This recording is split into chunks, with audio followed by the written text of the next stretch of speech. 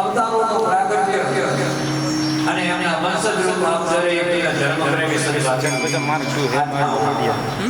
માર જે સમાજમાં જન્મ થયો એ આપણે આપણા ભાગ્યવાન છીએ. આ ધરતી પર કોઈ સમાજ નામ છે, દરેક સમાજ મહાન છે, દરેક સમાજ મહાન છે. તો આપ ગુરુ પૂર્ણિમા લગભગ તો આપ સબ ભાગ્ય કોણ સારી સેવાના ભાવને સમજો છો, દર પૂનમ કરો છો. પણ કદાચ સમજો એક ગુરુ પૂર્ણિમા આપણે આ સાધ્યની ઝૂંપડીએ જવું છે, તો આ ભાવના મહેરથી બધાયા તો એક હું તમને આશીર્વાદ, ભગવાન તમને સત્યનું જ્ઞાન કરાવે. ભગવાને આપણા આત્મામાં પણ બાકી રાખ્યો નથી. આવો સુંદર શરીર આવ્યો હોય, આપણો સમાજ આવ્યો હોય, આવો આપણને મરણ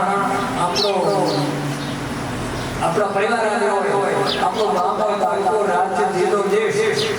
વિશેષ કંઈ હોય નહીં. બાકી અહીં આપણે આપણા ધંધા કરીએ, આપણા કમતી આવે, આપણામાં દુષ્ટ વિચાર આવે, આપણને કોઈ ખોટી ભાવના થાય, એ આપણા ભાગ્યની વાત. પરમાત્મા આવો સુંદર માનવ દે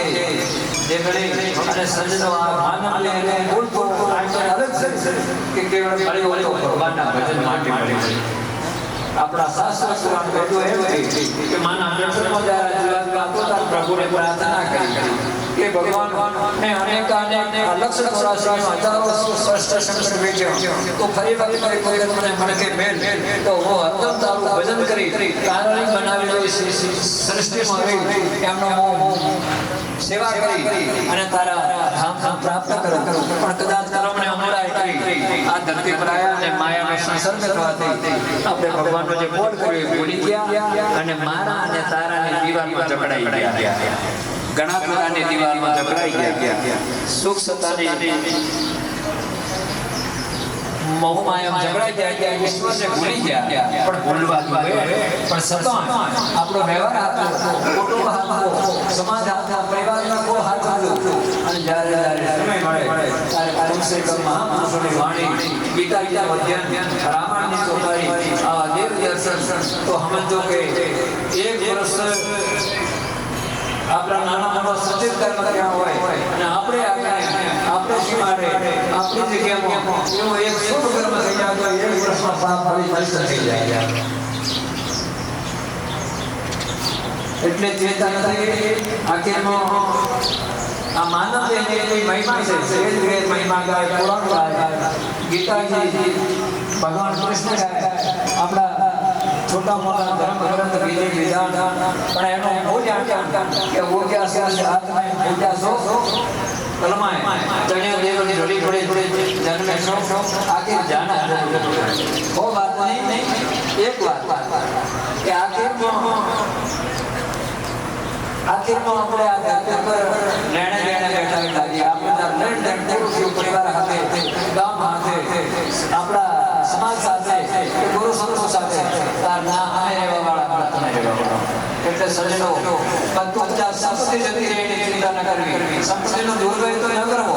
તમારી અમૂલ્ય સંસ્કૃતિ સંસ્કારીમાં વાપરો. ગૌ માતાની સેવા, બેન દીકરી, સાધુ બ્રાહ્મણ, સંસ્કારમાં દેવ મંદિરમાં બાકી ખોટા વ્યસનો વાપરવી. બાકી આખીરમાં આપણે જવાનું છે. બાકી હાલનો દાડો હાથ નથી, હાલનો કાને નહીં.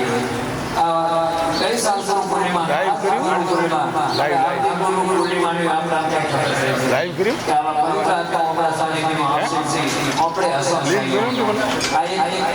લેણ ના હોતા ગ્રુપ જાના જરૂર છે. જ્યારે આ ભજન સંતવાણી વેદ પુરાણ કથાઓ આપણને સંકેત કરે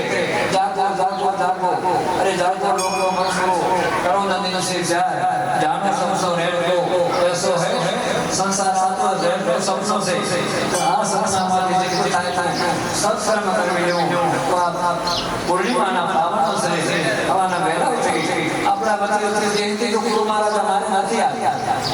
એને એના દેહ તો શાંત થઈ ગયો પણ એમને જે ભજન છે એમની તપસ્યા છે એમનો જે અંતરાત્મા અને એમની એ થાય કે આપણા પ્રેમને આલે આલે ગુરુમાં મસ્તી રહી છે શરીર તો નાશના છે દરેક શરીર છોડવું પડે તો આવા બાપના પછી આપના ભરાયા દરેક ગામના ધર્મ પ્રેમ ભાઈઓ બહેનો બાદમાં ભરાયા દરેકને ખૂબ ખૂબ આશીર્વાદ ગુરુ મહારાજનો પૂજન કરીએ ગુરુ મહારાજને અથાણા ભેટ કરીએ આ તો એક વ્યવહારિક કાર્ય છે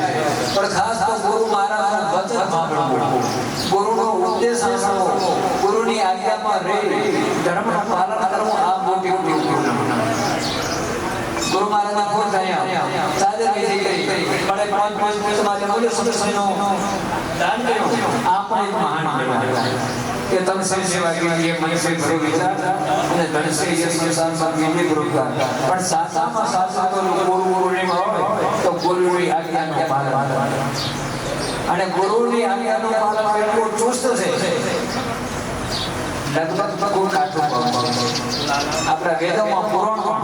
સગંધ પુરાણનો જે ભાગ છે જેનું નામ છે ગુરુ ગીતા 3 અધ્યાય આવે તમે કદાચ પાઠ કરજો કે ગુરુનું મર્યાદા શું હોય છે અને એ લગભગ તેના આપણા ભૂતકાળમાં હતી આ તો સમય ધર્મ કાર્ય ખૂબ થાય પણ સર્વ મર્યાદા થઈ જાય આપણા મા બાપ બેઠા આપણાથી બોલાય નહીં મા બાપને મર્યાદા રાખવી આપણા વડીલની મર્યાદા રાખવી અને આપણા સંતની મર્યાદા રાખવી તો પછી એનો કોઈ અર્થ હોતો હું જ્યારે જગ્યામાં ગુરુ મહારાજ આસન પર બેઠા હું આસન ગુરુ મહારાજ બોલતા મેં કહ્યું મને વાત નથી ગુરુ પેલા જાગા ગુરુ પછી ગુરુ ગુરુને ડરાવવા દે ગુરુનો શ્વાસ આપણામાં એટલો ખર્ચે કે જો ભૂલાઈ જાય તો આપણી અસર થાય ગુરુના મનમાં એવી સંશય આવ્યો કે હું આત્માદિયાના અધ્યાના તો મારી અસર આપણો પિયર તો આપણે છોડ્યો પિયર એટલે પરિવાર હવે આપણે અહીંયા આવ્યા અને કદાચ અહીંનો આ ચાકરી ચૂકી જઈશું તો અમારી ગતિ કેવી થશે આપણા ભાઈઓ બહેનો અત્યારે દેખતી નથી આપણા નવી જગ્યાએ ગુરુ આપણા પાસે અત્યારે પણ આપણા જે મન પસંદ કરતી બધી ગલતી નથી એ જ ગુરુ પૂર્ણિમાનું મહત્વ છે આ પ્રસંગે બધાયા ખૂબ ખૂબ આપ સાથે ધન્યવાદ સાધુવાદ આપ સૌનો ભગવાન કલ્યાણ કરે તમારા આનંદના ભંડાર કરે અને અહીંથી આવે છે અહીં દાન આવે છે આ વસ્ત્ર દાન આવે છે લક્ષ્મી દાન આવે છે કે આ દાન કેવળ ગાયો માટે આ દાનનો એક દિવસ એનો પ્રભાવ રાવો આપણી લીલો ચારો ભૂકો ચારો જે દાન આવે એનો ટોટલ એક દિવસે આ ગાય અને શ્વાન એટલે કબૂલા જાણતા એમની સેવામાં વપરાય તો આજે આવે સંસ્કૃતિ અને અહીં જે વસ્ત્રદાન આવે એ ચાહે સાસુ આવે સંત આવે કોઈ બ્રાહ્મણ દેવતા આવે અને આપણને પાત્રને કાંઈ પ્રસિદ્ધ દાનમાં તો અને બીજો નિવેદન આપ સૌ વહેલા પધાર્યા આપને લાગણી ભાવ પ્રેમ પણ આપને મારી પ્રાર્થના આપને ધણીધર ભગવાનના દર્શનનો પણ નિયમ છે માતા શાસ્ત્રના પણ દર્શનનો નિયમ છે પણ થોડા બહુ થોડો સમય કાઢી આપણા ગુરુ મહારાજની સમાધિ ભગવાન ભોળાનાથ મહાદેવ રાઘવેન્દ્ર સરદારને અત્યારે આપણે થાળ ધરાઈ દેવું અને હરે હરે પ્રસાદ સાથે એટલે થોડો ઘણો બહેનોને માતાઓને બાળકોને વડીલોને ગામડાને ભાઈઓને બાળકોને બધાને નમ્ર વિનંતી આ જગ્યા આજના દિવસે તમારી છે અમારી નથી તો આ પ્રસાદ લીધા સિવાય કોઈ જાદુ જે આપણા પ્રમાણે વ્યવસ્થા છે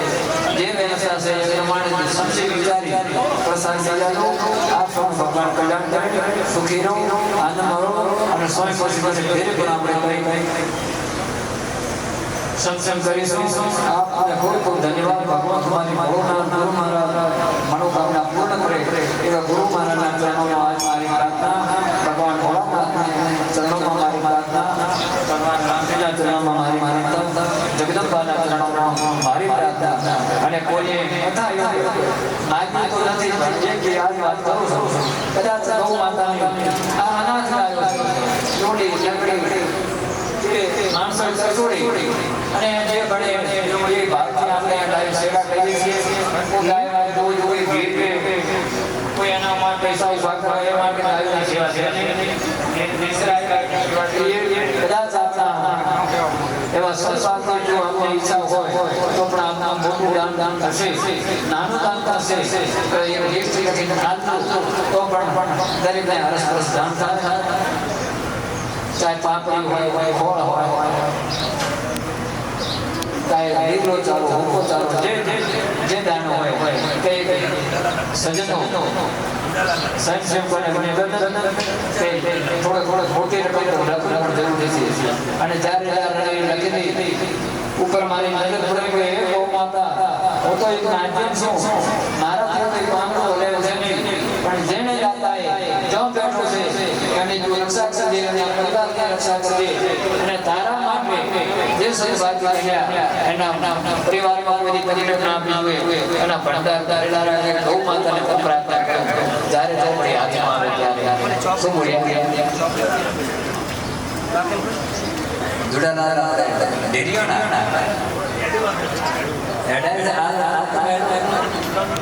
जुड़ाला डेरियाना चौधरी सीधा कोका काया परिवार जुड़ाला धरणी करे हमने सुके रहे हां ये हम गाड़ो मानस है त्यारा 50,000 रुपया तो गायोना दान दिले आल्या અને લગભગ દર વર્ષે મકાઈનો ભેડો જમનો ભેડો આખા નથી કે તમારે વાતની મહેનત ઓછી પડે ઘંટીમાં સાત હારી જલાવી કમસે કમ વધારે પણ હો થોડો મારે એમને સેવામાં આવે છે પાપડી પણ આવે છે ખૂબ ખૂબ ગુરુ મારા તમને સુખી રાખે ધન્યધર ભગવાન સાંભળી મારા ભંડાર ઘરેડા રાખે અને પરિવારને કોઈ સદબુદ્ધિ સદી વિચાર આવે જય ગૌ માતા જય ગૌ માતા प्रसाद जी जालो आपका हुआ काम से धर्म से बचो खबर नहीं और सज्जनों प्रसाद सीधा से प्रसाद सीधा से को जातो आ हमारी नम्र विनती और संत सेवकों ने को थोड़ी तकलीफ पड़ से पण चानी पानी नहीं जमवा नहीं चले गाम का भाई हमारी विनती कि आज ना गाड़ो थोड़ी दिल की सेवा કરી દેજો તો તમને પણ આ સેવાનો લાભ મળી જશે આપણે તીર્થોમાં જઈએ પવિત્ર ઘાટોમાં નાહીએ એકાદશીનો વ્રત કરીએ એ બધું મહાન છે પણ કદાચ આવા પ્રસંગે કોઈ મોટું પાણી પાડી સેવા કરીએ તો સેવા જેવી કોઈ મોટી ભક્તિ નથી ઘણા દાતાઓ યાત્રાઓ હોય તો કેમ બોલે રોડ ઉપર કેમ બોલે અરે ભાઈ જમીન રાત રાત તો સેવા ભક્તિ कैसे होती है तुलसी ऐसे साथ सबको मिलिए दाता वो जाने प्रवेश में तेरा नारायण के जाए जो सद्भाग्य कौन सा याद आपका आपला लोगों पानी पीए ने तो आपको जन्मारो सुधी जाए तो दरेक ने विनती संसेवक भाई अरस बरस आ તમારો પોતાનો થોડી સેવા કરજો આપ સૌ સદબુદ્ધિ સદી વિચાર આવે આપ સૌ સુખી રહો આપણી વચ્ચે અમારા નામના પંડિત કમલેશભાઈ શાસ્ત્રી પણ પધાર્યા એમણે પણ ગુરુ વંદના પૂજન કર્યું તો શાસ્ત્રીજીને કહું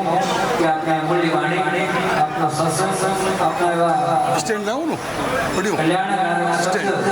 અને આપના આશીર્વાદ આ લઈ દો કેમેરા ચેન્જ કરવો હોય શાસ્ત્રીજીને